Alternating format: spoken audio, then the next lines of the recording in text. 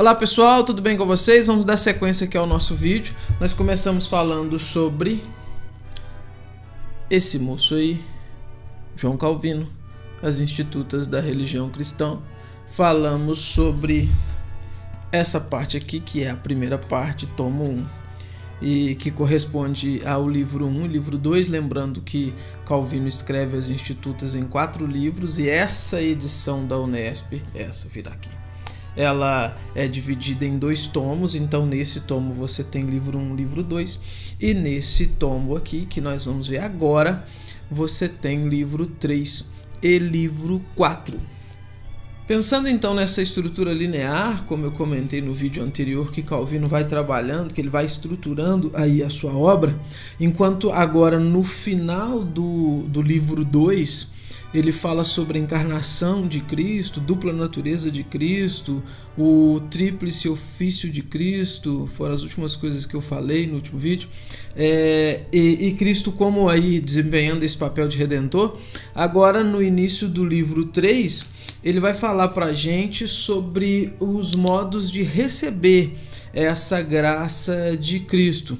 Ele está falando então, vamos recapitular, ele está falando então, partindo daquele ponto de queda, de necessidade de redenção, de Cristo vindo então para ser o agente, o mediador dessa redenção. Ele vai falar sobre os modos de receber, os modos de ser alvo dessa graça de Cristo. E aqui então ele vai começar explicando o que é fé. Ele dá uma explicação, uma definição do que é fé. No capítulo 3 ele vai falar sobre a regeneração que acontece pela fé. Daí ele vai introduzir algumas discussões contra aqueles que ele chama aqui de papistas, né? Ele está se referindo aos católicos romanos e tal. Ele fala também sobre as indulgências, que um dos modos da Igreja Católica ensinar salvação é por meio dessas obras, por meio dessas indulgências, em contraste com o que ele está apresentando, que isso se dá somente por meio da fé. Capítulo 5 ele fala sobre a vida cristã, e depois ele vai seguir falando sobre a justificação pela fé, e ele vai até o capítulo 16 fazendo essa apresentação, vamos dizer assim, de justificação pela fé. Capítulo 20 ele vai falar sobre a oração, e é impressionante a ênfase que ele dá sobre a oração.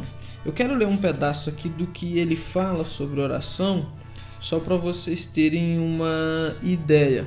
Olha o que ele vai dizer aqui na página 310.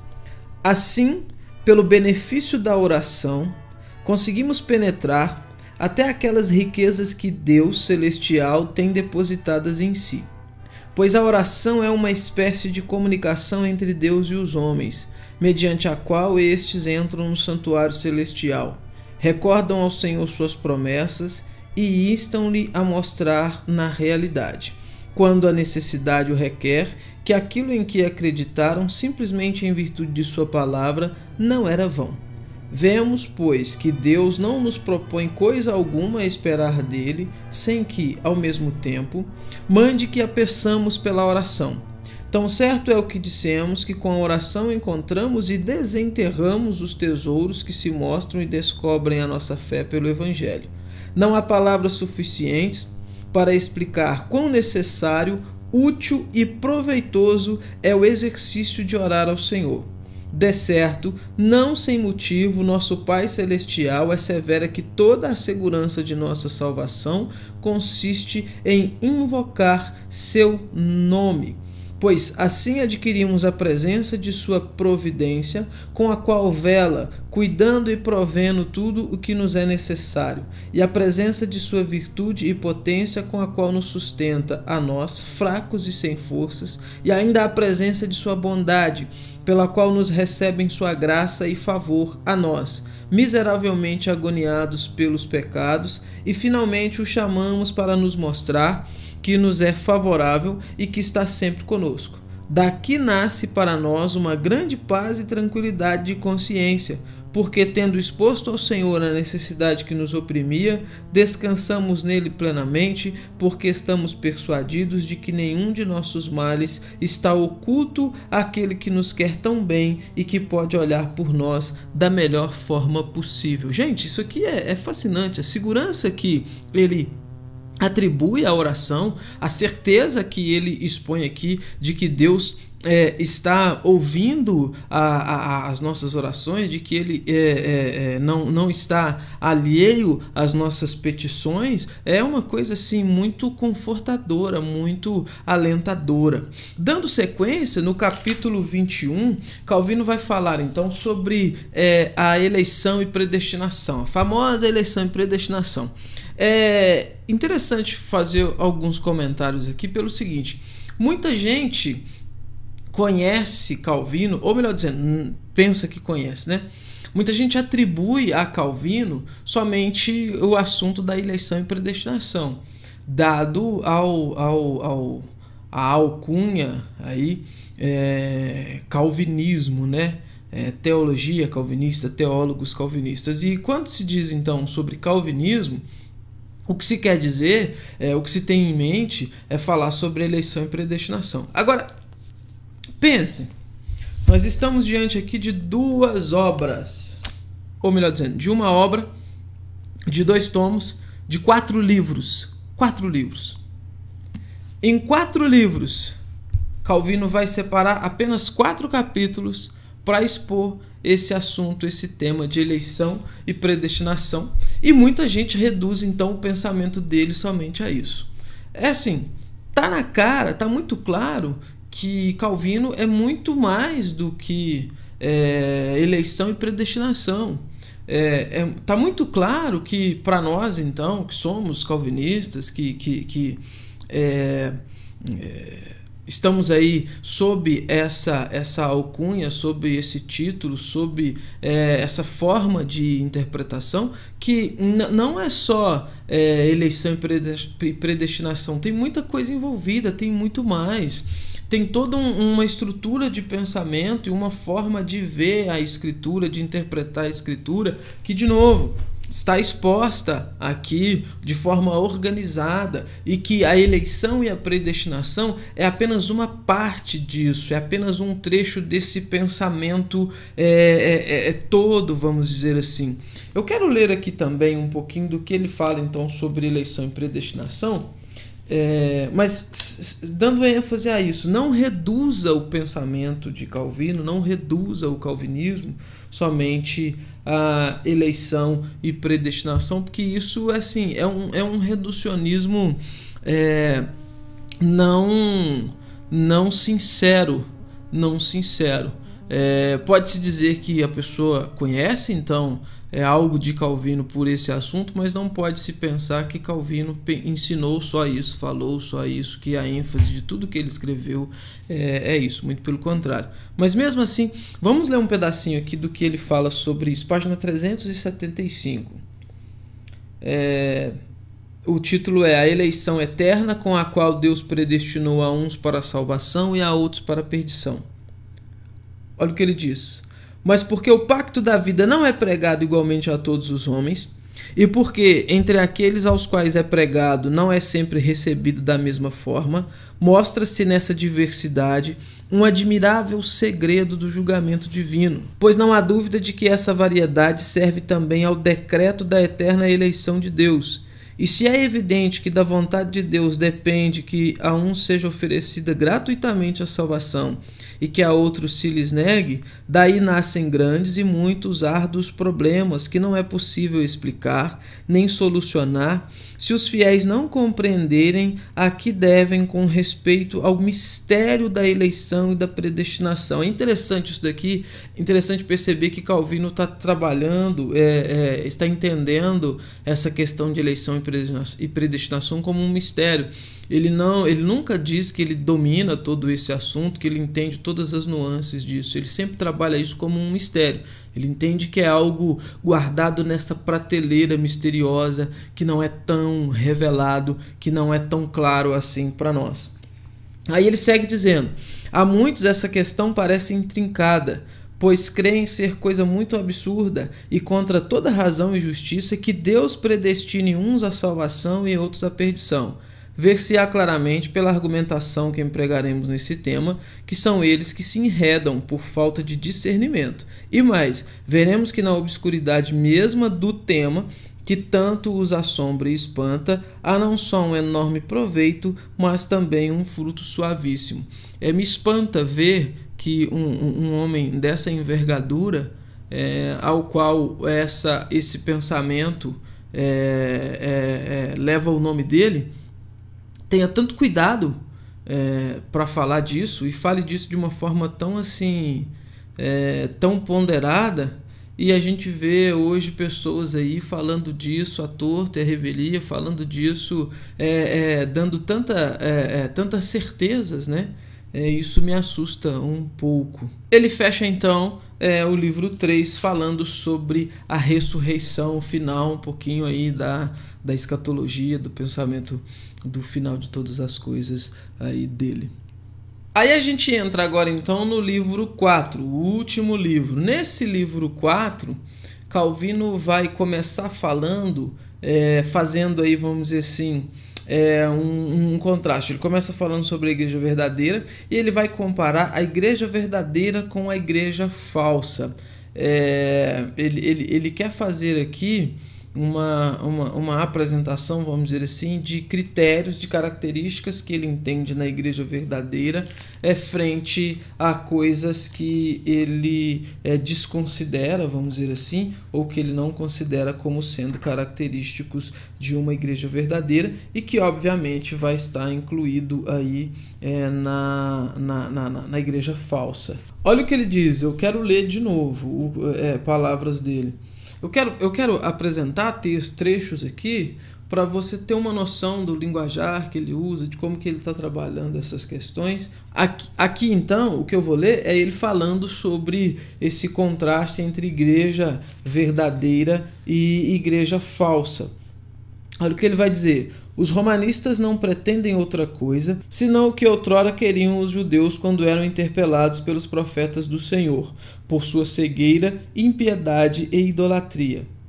Pois assim como os judeus se jactavam do templo, das cerimônias, do sacerdócio, realidades que reputavam como argumento decisivo a favor de sua igreja, assim também procedem os romanistas que, em lugar da igreja, apresentam uma série de exterioridades que, não raro, são estranhas e inúteis à igreja. Para refutá-los, não é necessário recorrer a outro argumento além daquele usado por Jeremias para lançar por terra a astuta confiança dos judeus. Não vos fieis em palavras mentirosas, dizendo, templo do Senhor, templo do Senhor, templo do Senhor. Jeremias 7:4. Deus não pode reconhecer como seu um lugar em que sua palavra não é ouvida e religiosamente observada, pois embora a glória de Deus repousasse no santuário entre os querubins e ali prometera estabilizar seu trono para sempre, no entanto, quando os sacerdotes corromperam o culto com suas superstições depravadas, ele partiu para outro lugar, deixando o templo privado de santidade. Se aquele templo, que parecia destinado à perpétua habitação de Deus, foi por ele abandonado e pôde ser profanado, então os papistas não devem pretender que Deus esteja vinculado aos homens e aos lugares e que se submeta às observâncias externas, de modo que permaneça em meio àqueles que ostentam o título e aparência de igreja. É interessante aqui, gente, que assim, Calvino não é nem um pouco politicamente correto, né? Os argumentos que ele vai usar aqui para apontar os seus oponentes, ele vai usar, vai chamá-los de porcos, de ignorantes, imbecis. É um negócio assim bem suave, né? Essa geraçãozinha de hoje pira quando vê umas coisas dessas. É claro que o espírito da época, mas realmente ele estava lidando com pessoas que se encaixam bem dentro desses termos que ele vai usando aí. Ele vai seguir falando então sobre os concílios, sobre a autoridade que os concílios têm. Depois ele vai falar sobre o papado. Ele fala sobre a origem do papado e a realidade do papado ali na sua época. E a partir do capítulo 14 ele vai falar sobre os sacramentos, sobre os verdadeiros sacramentos, que são batismo e ceia. Ele vai separar um capítulo para falar de cada um desses sacramentos, um capítulo para falar do batismo, e aí ele vai ter uma parte também para defender o pé do batismo, os argumentos, enfim, não são tão assim convincentes, e aqui é um batista falando, mas ele tem lá os seus argumentos, e lembrando que ele está dialogando, ele está refutando os anabatistas, que realmente eram heréticos e realmente não deveriam ser levados a sério. Mas ele tem os seus argumentos. Depois então apresenta a questão da ceia, a refutação que ele faz aqui em relação àquilo que os romanos fazem e dizem que é ceia, ou privar as pessoas do cálice, a questão de transubstanciação. Ele tem umas questões bem interessantes ali que vale a pena a leitura. E depois ele vai falar sobre os 5 outros supostos sacramentos que a Igreja Católica tem, porque a Igreja Católica, a teologia católica trabalha com 7 sacramentos, em contraste com a Bíblia Sagrada, que nos apresenta apenas 2 sacramentos, batismo e ceia. E aí ele finaliza a sua obra falando sobre, vamos dizer assim, o poder civil, né? A obediência às autoridades. Ele vai apresentar Cristo como modelo de obediência às autoridades, o texto sagrado, vai fazer aquele contraste em que, se você está numa situação que entra em choque a autoridade bíblica e a autoridade civil, a autoridade governamental, obviamente que deve ser observado a obediência à Bíblia Sagrada, a Deus, né? Como diz Pedro, mais vale obedecer a Deus do que aos homens. E a argumentação dele ali em prol disso, dessa questão do governo civil mesmo, do poder civil, é bem satisfatória, traz muita luz nessa época dessas ideologias esquerdistas e tão nefastas que têm adentrado nossas igrejas, dessas pessoas travestidas de cristãos que na sua maioria, quando são cristãos, são massa de manobras, e na sua maioria são pessoas realmente mau caráter e com más intenções. Vale a pena então dar uma estudada e uma lida naquilo que a teologia reformada traz sobre essa questão de governo, porque você pode correr o risco de estar defendendo ideologias nefastas, contrárias aí à fé cristã, e que durante séculos de história esmagaram, pisotearam o cristianismo, e você pode estar defendendo isso achando que está fazendo uma coisa boa, quando os principais teólogos estudiosos da Bíblia Sagrada, que em outras áreas são tão seguidos, estão falando contra isso. Mas enfim, seria assunto para outro vídeo. Vale a pena ler Calvino, gente, vale a pena estudar a obra de Calvino, vale a pena estudar as Institutas. Não é uma leiturinha de final de semana, é algo que você deve se debruçar sobre ela, é algo que você deve ler e pesquisar as referências que ele vai colocando ali, referências bíblicas. É algo de você ler, pensar, refletir, dar sequência na leitura, porque tem muito ensinamento, tem muita coisa robusta que João Calvino escreveu e deixou para nós, tá bom? Essa é a nossa análise de hoje, esse é o nosso vídeo. Desde já, se você não é inscrito, inscreva-se no canal. Se você já é inscrito, dê o seu like aí no vídeo, para nos ajudar aqui, para que a gente possa continuar trabalhando por aqui e disponibilizando análises como essa para vocês. A minha intenção não foi fazer vídeo aula sobre institutos, porque obviamente a gente teria que ficar aqui pelo menos uns 2 anos fazendo isso, com vídeos todo dia, para a gente conseguir cobrir isso. É só mesmo uma apresentação para você que não conhece a obra, se sinta tentado a adquirir, a ler, a estudar, para enriquecer então então o seu conhecimento, para enriquecer aí o seu currículo de obras lidas, tá bom? É isso, tchau, até os próximos vídeos deste canal.